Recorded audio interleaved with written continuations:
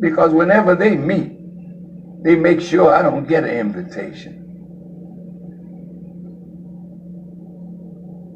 My NAACP brothers, my Urban League brothers, my African American organizational brothers, when they have their meetings, they don't invite me.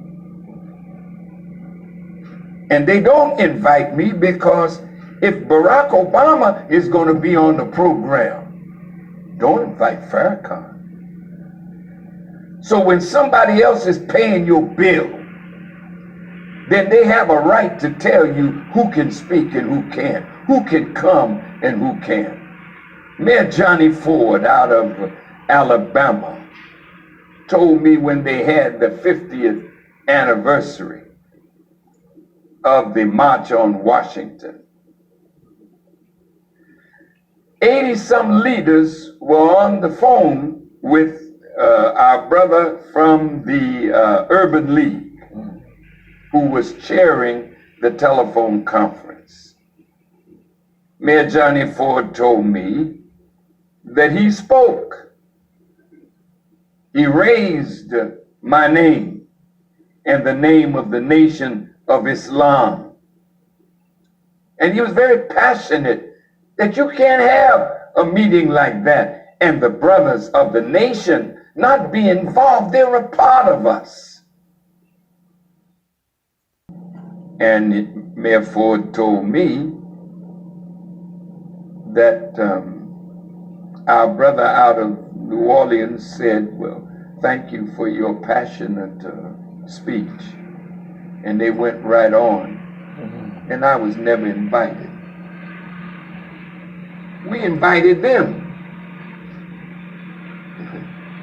At the Million Man March, they opposed us in the beginning, not all. But when the crowd came, it was like bringing cockroaches out of the darkness, or rats out of their holes. Bunch of mooks. Because there were nearly 2 million men there. I never, ever had a meeting like that and didn't invite the top leaders. In my hotel room, Reverend Jackson came. And he said, Brother Minister, how much time are you going to allot me? Now remember, I called this with the help of others, but I worked for 2 years touring this country, talking to black men to produce the spirit of that Million Man March. I didn't have to give nobody nothing. But when he asked me that question, I said, I can't limit you, Reverend Jackson, because I love him, I admire him, I thank God for the good that he and Reverend Al have done for our people.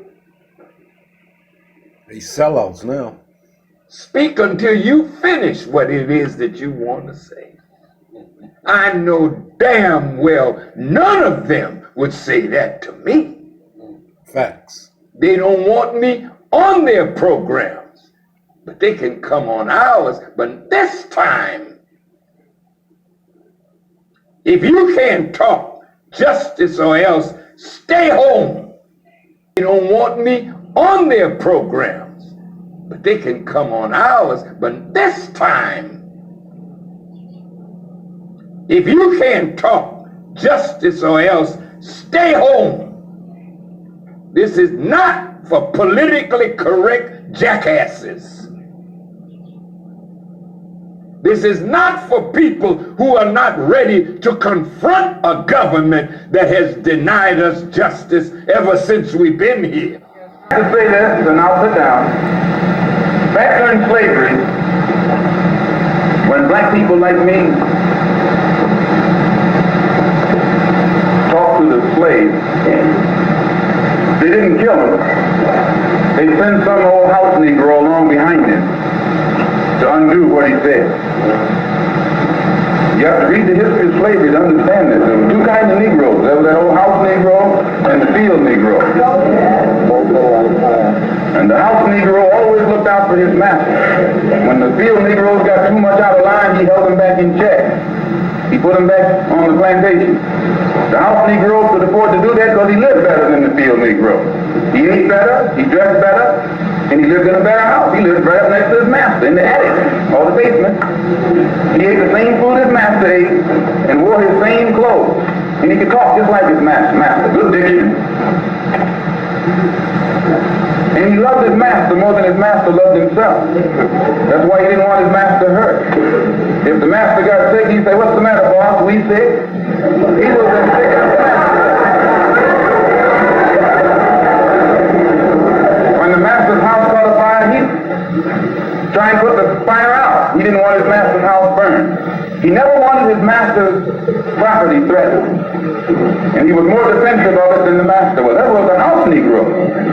But then you had some field Negroes who lived in huts, had nothing to lose. They wore the worst kind of clothes, they ate the worst food, and they caught hell. They felt the sting of the lash. They hated their master. Oh yes, they did. If the master got sick, they prayed that the master died. If the master's house caught a fire, they prayed for a strong wind to come along. This was the difference between the two. And today you still have house Negroes and field Negroes.